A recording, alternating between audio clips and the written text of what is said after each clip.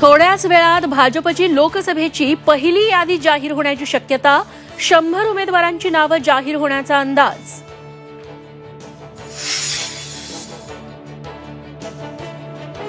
भराडी देवीच्या दर्शनानंतर कोकणातल्या राजकारणात धुमशान सुरू.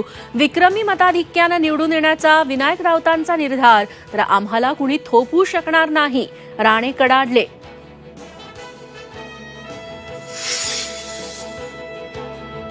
वढू तुळापूर मधल्या भूमिपूजन कार्यक्रमात मानापमान नाट्य. अमोल कोल्हे आणि अशोक पवारांचं नाव वगळलं, भाषणाची संधीही नाही. कोल्हे कार्यक्रम अर्धवट सोडून निघाले. बारामतीतल्या कार्यक्रमात फडणवीसांकडून अजित पवारांचं कौतुक.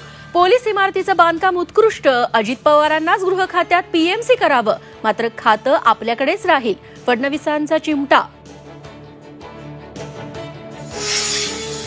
मराठा समाजाची सुप्रीम कोर्ट आणि हायकोर्टात कॅव्हेट. मराठा आरक्षणाविरोधातील याचिकेवर सुनावणीपूर्वी जरांगेंचं म्हणणं ऐकून घेण्याची मागणी. पुण्यात पुन्हा ड्रग्जचा मोठा साठा जप्त. ट्रकमध्ये सापडला एमडी ड्रग्ज बनवण्याचा 340 किलोंचा कच्चा माल. मुख्यमंत्री एकनाथ शिंदेंनी घेतलं भराडी देवीचं दर्शन. आजपासून कोकणातील प्रसिद्ध आंगणेवाडीच्या यात्रेला सुरुवात.